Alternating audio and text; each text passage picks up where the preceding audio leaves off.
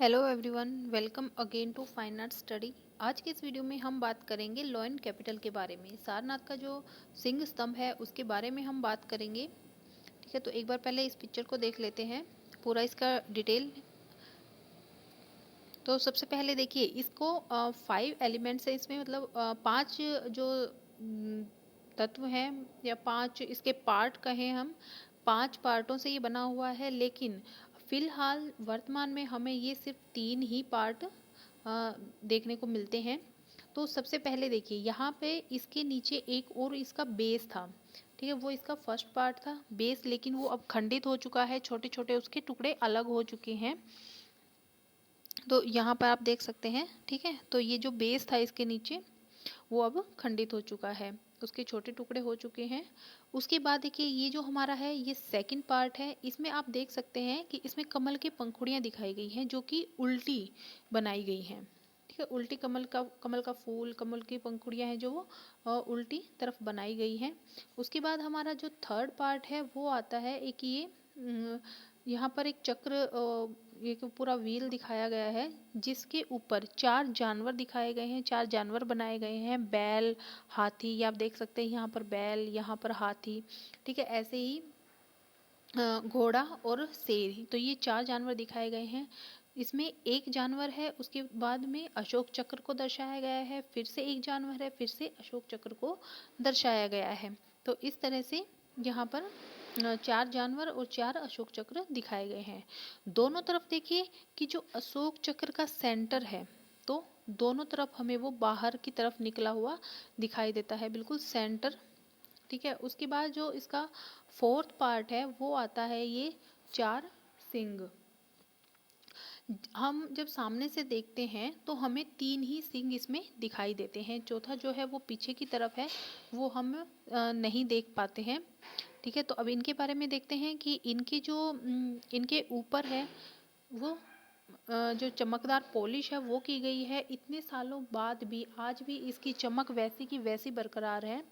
इनके जो मुंह हैं वो खुले हुए हैं, आप देखिए इनके जो मुंह है वो खुले हुए हैं। ठीक है,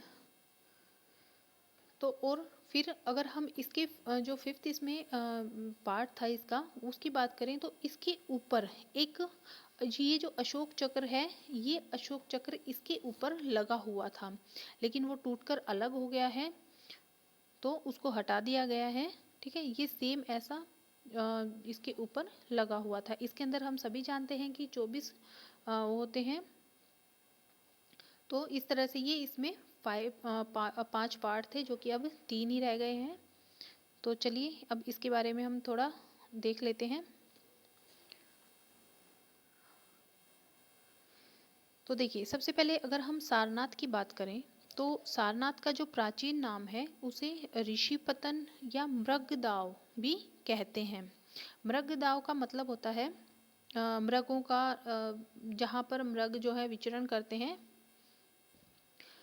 मृगदाय में सारंगनाथ महादेव की मूर्ति की स्थापना हुई और उसके बाद फिर इसका नाम सारनाथ पड़ गया। तो पहले इसका नाम अगर पूछ लिया जाए तो ऋषिपतन या मृगदाव इसे कहते हैं, मृगदाव या मृगदाय।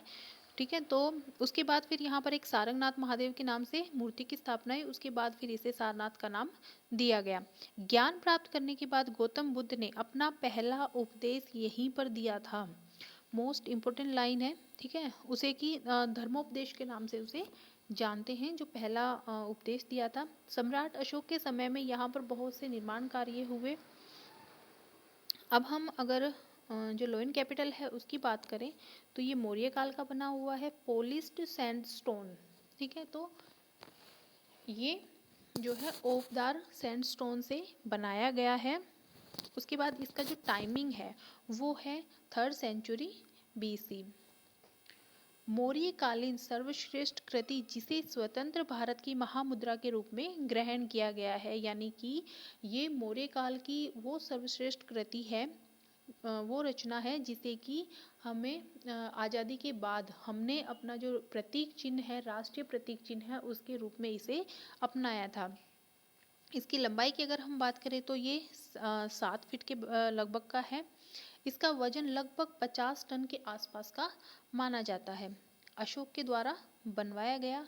इसमें देखिए जो 5 कंपाउंड्स हैं वो मैंने आपको बताए थे, तो इनके एक बार डिटेल देख लेते हैं। तो इसका जो मुख्य शिला स्तंभ है, ठीक है, मुख्य शिला स्तंभ जो कि अब टूटकर खंडित हो चुका है, फर्स्ट।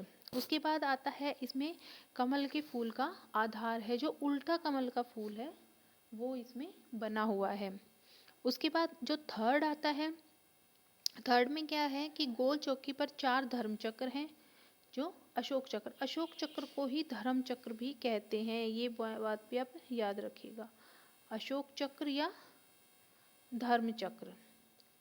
और इनके बीच में 4 पशु, कौन कौन से 4 पशु हैं? घोड़ा, हाथी, बैल और सिंह।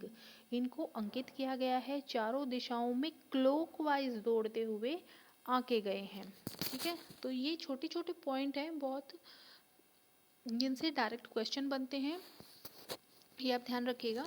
4 धर्म चक्र हैं या अशोक चक्र कहें, 4 पशु हैं, और उसके साथ ही, और ये जो चारों पशु हैं वो, सॉरी, तो ये जो चारों पशु हैं ये क्लॉकवाइज दौड़ते हुए आके गए हैं, जो कि चारों दिशाओं का प्रतीक माना जाता है, और इन सब के बीच में अशोक चक्र बना हुआ है।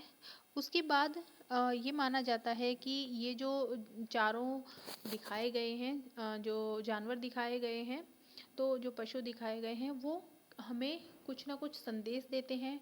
कहीं पर इन्हें दिशाओं का प्रतीक माना गया है, तो और कहीं पर इन्हें देश के रक्षक के रूप में भी जाना जाता है, कि ये चारों दिशाओं के 4 गार्ड हैं, ऐसा माना जाता है। उसके बाद जो घोड़ा है वो हमें पश्चिम की तरफ देखने को मिलता है, घोड़े को ऊर्जा और गति का प्रतीक माना गया है। उसके बाद जो बैल है वो हमें ईस्ट में, जो पूर्व है, पूर्व में देखने को मिलता है।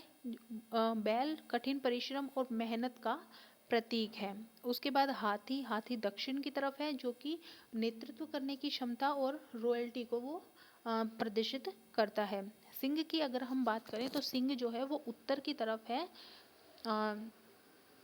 नॉर्थ में है, ठीक है। तो सिंह को तो आप जानते हैं कि जो एक लीडरशिप होती है या जो किंग होता है, ठीक है, तो जो सर्वश्रेष्ठ कह सकते हैं उसे, तो सिंह को माना गया है उत्तर की तरफ, तो इन्हें देश के गार्ड के रूप में जाना जाता है। उसके बाद देखिए इसका जो मूल स्तंभ है उसके शीर्ष पर 4 शेर एक दूसरे से पीठ सटाए बैठे हैं, जिन्हें सिंह चतुर्मुख भी कहते हैं। और इन शीर्ष का सबसे ऊपरी भाग 24 तिल्लियों वाला धर्म चक्र है, अशोक चक्र है, जो कि अब खंडित अवस्था में सारनाथ संग्रहालय में संग्रहित है। जो अशोक चक्र है वो इनके जो 4 सिंह बने हुए हैं इनके ऊपर था, लेकिन अब वो खंडित हो चुका है, तो उसे मतलब वो हट चुका है, तो उसे अलग से आप सारनाथ संग्रहालय में देख सकते हैं। देखिए ये वाला जो है, तो इस टाइप से ये कंप्लीट जो है ऐसे था, तो ये वाला जो पार्ट है ये अलग हो चुका है, तो इसको अलग से फिर वहाँ पर प्रदर्शित किया गया है। देखिए इस टाइप से था पहले, नीचे ये वाला स्तंभ था, आधार स्तंभ था, ठीक है, फिर ये सेकंड, फिर ये थर्ड, फिर ये फोर्थ, और सबसे लास्ट में फिर ये अशोक चक्र। यह स्तंभ भगवान बुद्ध के प्रथम धर्मोपदेश के स्मारक के रूप में 242 ईसा पूर्व से 282 ईसा पूर्व के मध्य में स्थापित किया गया था। इसका कलेक्शन सारनाथ म्यूजियम में है, ठीक है, यूपी में जो स्थित है। 1950 को सत्यमेव जयते के ऊपर अशोक के सिंह चतुर्मुख की अनुकृति को भारत के राष्ट्रीय प्रतीक के रूप में स्वीकार किया गया था, तो ये डेट आप याद रखिएगा। उसके बाद मुंडकोपनिषद का सूत्र जो है, जो सत्यमेव, ये क्वेश्चन बहुत बार आया है कि सत्यमेव जयते कहाँ से लिया गया है, तो जो सत्यमेव जयते है वो मुंडकोपनिषद से लिया गया है।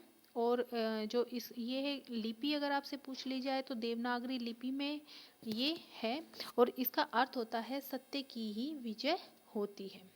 तो ये था हमारा सारनाथ के बारे में कंप्लीट। उसके बाद हम इसी का सेकंड पॉइंट पढ़ेंगे, जो है चौबरी बेसर के बारे में। तो आप एक बार फोटो देख लीजिए, सेकंड फोटो देख लीजिए आप एक बार।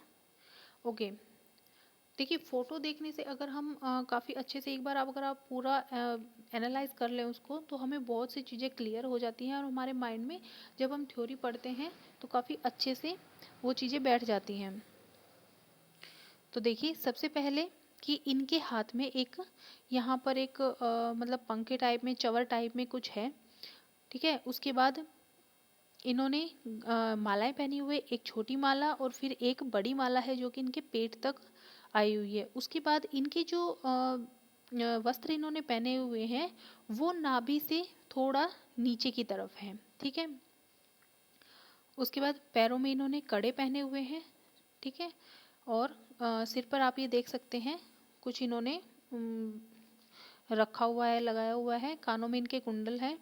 उसके बाद अगर इनके बैक साइड की बात करें तो एक कपड़ा जो चुन्नी है कुछ भी कहें जो वो पीछे की तरफ से ऐसे आता हुआ है।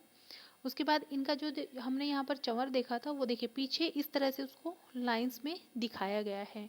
पीछे इन्होंने बन बनाया हुआ है। तो ये इनका कंप्लीट जो लुक है। उसके बाद चलते हैं तो ये हमें प्राप्त होती है दीदारगंज से। दीदारगंज यक्षिणी के नाम से इन्हें जाना जाता है। दीदारगंज कहाँ है? पटना में। टाइमिंग की अगर बात करें तो 3rd शताब्दी में ये मिलती हैं। मौर्य कालीन, काल आप जरूर याद रहे, काल और ये किस पत्थर से बनाई गई है, ये दो चीजें बहुत मेन है।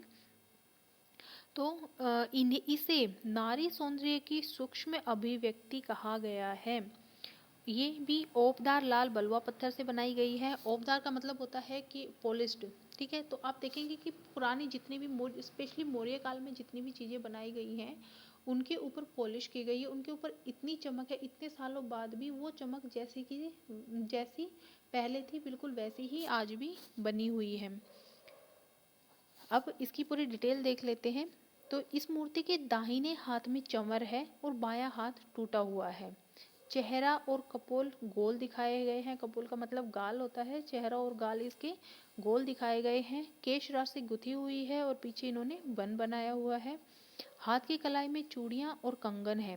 गले, कमर, पैरों में मोती की आभूषण पहने हुए हैं। वस्त्रों की चुन्नटें लहरदार रेखाओं से बनाई गई है। दाहिने हाथ में पकड़ी हुई चोरी को या चंवर को, यहाँ चंवर कर लीजिए, चोरी कर लीजिए, को प्रतिमा की पीठ पर रेखाओं के रूप में दिखाया गया। अभी हमने देखा था कि पीछे की साइड में जो वो चंवर है उसको उन्होंने लाइनिंग के थ्रू दिखाया है। चौकी की, ये जिस चौकी पर खड़ी है उसकी जो ऊंचाई है वो लगभग 1 इंच के करीब है, ठीक है। उसके बाद अगर हम पटना, ये संग्रहित कहाँ है? तो पटना संग्रहालय में ये संग्रहित है। पटना संग्रहालय की अगर हम बात करें तो ये 1917 में जो है पटना संग्रहालय की स्थापना की गई थी। और इसका स्थानीय नाम आप जरूर देख लीजिएगा कि जादूघर के नाम से इसे, जो वहाँ के लोकल लैंग्वेज है उसमें इसे जादूघर के नाम से जानते हैं। तो ये हमारा सेकंड यूनिट के 2 पॉइंट क्लियर होते हैं। नेक्स्ट वीडियो में हम जो सीटेड बुद्धा हैं सारनाथ और तक्षशिला के, उनके बारे में पढ़ेंगे। वीडियो अगर आपको अच्छा लगा हो तो दोस्तों के साथ शेयर करना बिल्कुल ना भूलें। और अपने जो ओपिनियन है, अगर आपको कुछ चीज़ें इसमें कमी रह गई है या कहीं गलत है कुछ, तो आप अपने ओपिनियन ज़रूर कमेंट में बताएं। Thank you.